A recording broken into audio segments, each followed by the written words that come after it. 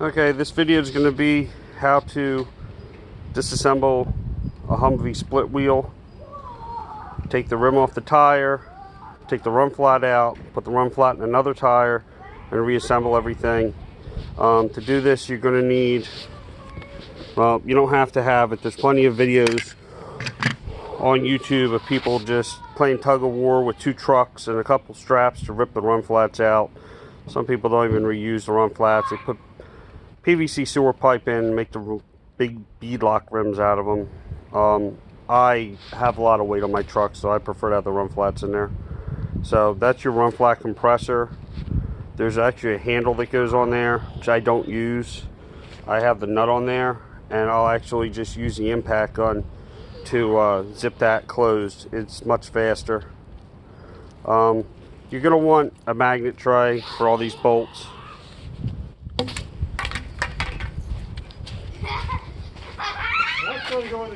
You're going to need a valve core tool. You're going to need a 7/8 socket to get the wheel off the truck. You're going to need a 3/4 socket for all the studs on the rim. You're going to want a good impact gun to get this apart. You're probably going to want to have an O-ring on hand just in case. You're supposed to replace them. I've gotten away without having to replace them. I have a separate video on here just on replacing the O-ring on these, if you just want to see how to do that. You're going to need the page in the book here. This is for paired 24 bolt wheels, so which is what we're working on. There's the bottom of the page, there's the top of the page to tell you where to go to get this if you want to print it out. You're going to need a torque wrench, because when you're all done putting it back together, you need to torque everything twice on this pattern.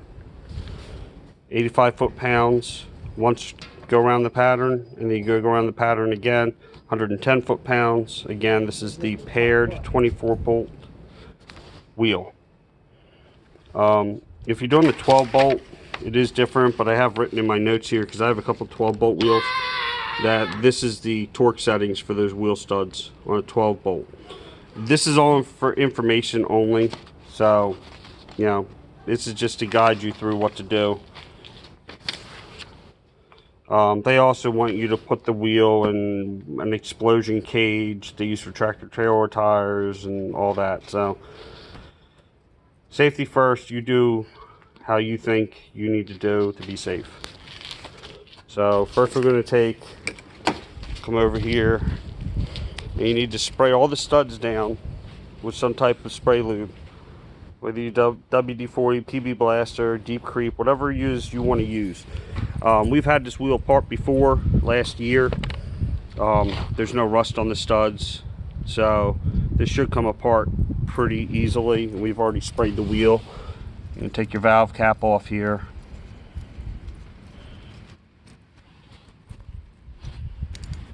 And then these tools are available at the parts store. They're valve core removal tools. Just put it in there and unscrew the valve core. This tire has a nice big gash because I ran something over.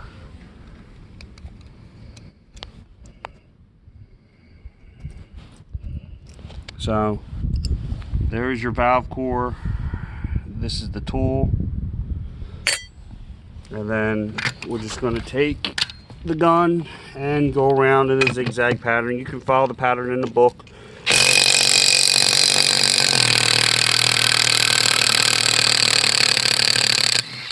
And they should come off like that.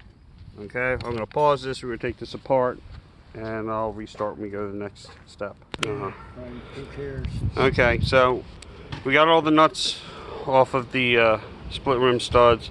You're going to take two of these tire machine tire tools and just stick them under there. You can work them in till you get one in far enough that you can get the other one jammed all the way under, and then it'll just pop right off.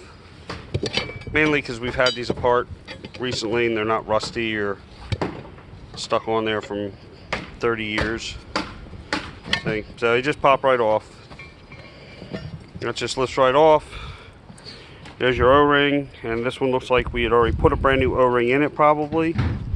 So we're going to take this O-ring out, go set it with the other piece. And now what we're going to do, grab the cribbing block. You're going to take a cribbing block, set it on the ground, and flip the tire over onto the cribbing block. That way it'll push on the rim. And do the same thing on this side.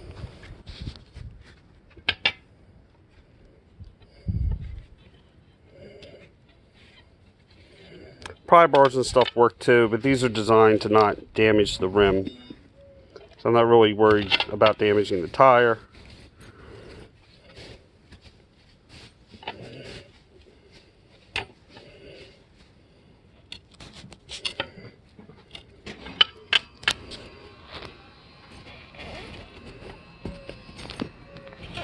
There you go. And there you go. And it just pops off.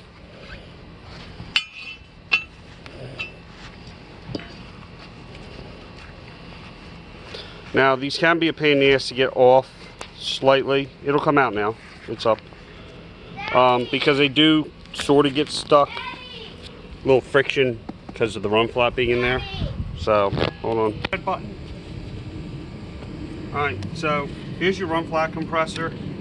I know some guys will take and they'll get this all apart and they'll put a strap around the tire and hook it to the back of a pickup truck and hook a strap around the run flat and hook it to another truck and they'll just play tug of war and rip it apart. And you know, I guess that's fast and it works. But the run flat compressor, we've used it several times. It definitely pays for itself because they're not expensive. And it seems to go pretty quick with getting these in and out of the wheels, honestly. Because if you're going to reuse the run flat, you got to try and shove it back in. You still have to use a ratchet strap or something like that to compress the run flat into basically a bow tie or figure 8 shape to pry it back in. So if you use a tool, you just pop it out, you take the other tire, you shove it in the other tire, you pop it back in, and then just undo the tool. So, my opinion, the tool's worth having, especially if you have one of these vehicles. So, you're just going to take and make sure the tool is undone all the way here. And then you got to take this loop, and you got to fight the loop. I say fight. It might go easy. It might be a fight. And the run flat is covered in grease. So, it's just the way it is. Because that's so you can get it in and out, because the rubber against rubber friction, you're not going to get it in and out really, or at least not easily with you know, without some type of lubricant on there. So like I said, this is the worst part of it really. It's just, in my opinion, it's just fighting the tool, fighting the strap around the run flat. Because the run flat, depending on what run flat you have, they are freaking heavy, and this is a 1-piece run flat. Most of the other ones I've done were 2-piece. So there was like a big rubber heavy band in there that came out. And then this heavy part was easy to move around because it wasn't as wide.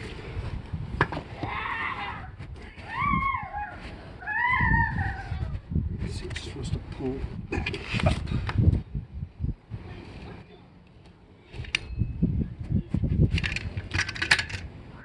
Go ahead and pause it. Alright, so we got it around there. It's in the middle. It shouldn't be too much of a pain in the ass at this point, because we just need to tighten this up. So I use the gun. I don't use the handle to do it.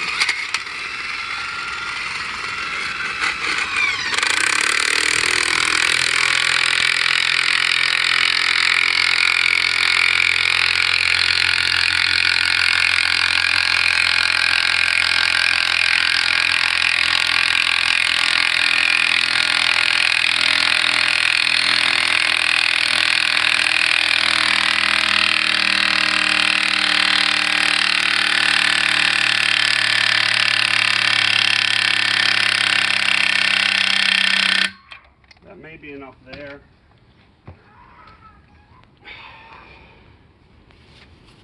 If not, it also might be a matter of repositioning the tool. Go ahead and lay that board down. I don't want to. Just lay it down.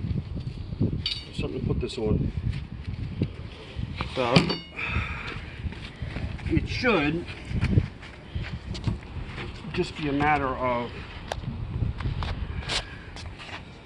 get up in here with like pry bar or whatever. It's gonna make a liar out of me now.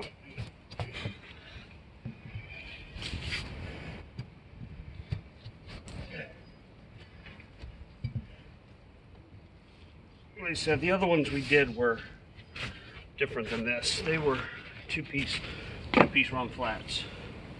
They came out pretty damn easy with just using the tool, but the tool also compressed them a lot more than this. So, alright, go ahead and pause it. Okay, so we got the run flat compressor compressed completely all the way. It was still a real pain in the ass to get this pried out.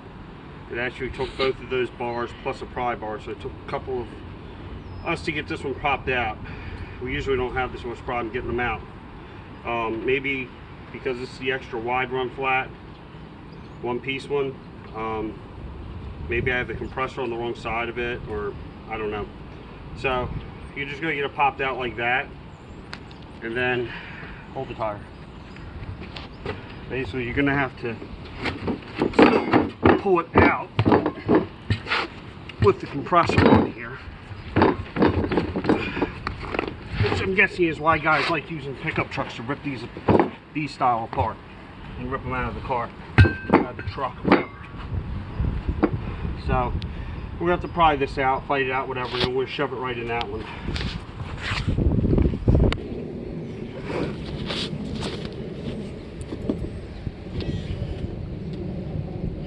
Get the pry bar and pry the tire open. Alright, so we did finally get it back in on this wheel. To get it back in, we ended up taking the compressor off of the run flat, flipping the run flat over and putting it back on, so that the compressor was on the side that says outside on the run flat. It's marked right here, outside, because this is the side that's got the notches in it for the valve stem. Once we did that, it wasn't too bad to get back in, but you still need a couple guys really, and some pry bar, some of these flat bars for a tire machine. I'm sure there's an easier way to do it for younger guys that have a lot more strength. And I'm sure there's at least one military mechanic watching this video right now screaming at me that I'm a flippin' moron. And I'm doing it completely wrong. This is how we've done them. So, like I said, the two-piece ones that are rubber like this, way easier to put in, because the wide part just comes out, and then you just have to compress the donut with the tool, and those pop right out and pop right in, no problem. This is the first time we've had to do one of these one-piece ones like this. That's the full width. So the next thing is going to be, we're going to take and clean the rim. We're going to make sure the bead is all clean on both sides, and we're going to take a piece of cribbing, set the rim on it, and flop the tire down, because that'll force the rim up through the tire. But you do want to make sure you do it in such a way that where your valve stem needs to be is going to line up with one of these notches. This one has two notches, they're across from each other. The two-piece ones we did, there was an actual hole with like a copper ring in it, for where the air valve needed to be. So go ahead and pause it. Damn it. Alright, so come over here. Look at this. Look at the bead on the rim right here. This is why you have to either run a run flat, or you gotta do something, piece of PVC or whatever, as a bead lock. There is no inside lip here to keep the edge of the tire seated against the rim. So if you run this too low on air around your off-road and whatever, and you air down, there's nothing to keep this seated on the rim, and it can just pop right off the bead and the tire will just go flat. So that's the reason when you have to run something inside these military rims. You can't just go rip the these run flats out and toss them and put nothing back in place of them. It doesn't matter if you're using military tires or civilian tires. Alright, so we got the piece of cribbing here. I've already got this lined up over here where it needs to be. We did have the dirt wiped out of it. There's the notch where it's going to line up with the air valve. These are paired, so the air valve is going to fall between, in this wide section, between a pair of studs. Other rims, the 12 bolt rims that have the alignment hole in them and stuff like that, you got to pay attention to all this, because you don't want to get it all put together and then realize when you go to air it up that it either won't air up or whatever, and then you got to take it all back apart, push this back half of the rim back out and reposition it. So you need to pay attention to what you're doing right here. These can be a pain in the ass to push back in if this rubber is completely dry. You can use spray lube. Previously we used the Tire slime. yes, just tire slime, snot stuff. You can get it in a gallon from like Advanced Auto and stuff. It's really only for commercial sale, but they do sell it. And you just take and just slop it around there. It's literally like snot. It's disgusting, but it makes this easier. I guess you could use grease, but I prefer to try and use something that's really designed to be inside the tire, so it's no chance of it starting to break down the rubber. So now we're just going to take this and we're basically just going to set it on this piece of cribbing, because being on the piece of cribbing, it holds it off of the holds the tire off the ground. I'm gonna actually have to get a second piece of cribbing, so it doesn't look like it wants to go. But you got to do something to be able to force that up through, and then once you do that, then you can put your O-ring in and set the outside plate on there. Go ahead and pause it.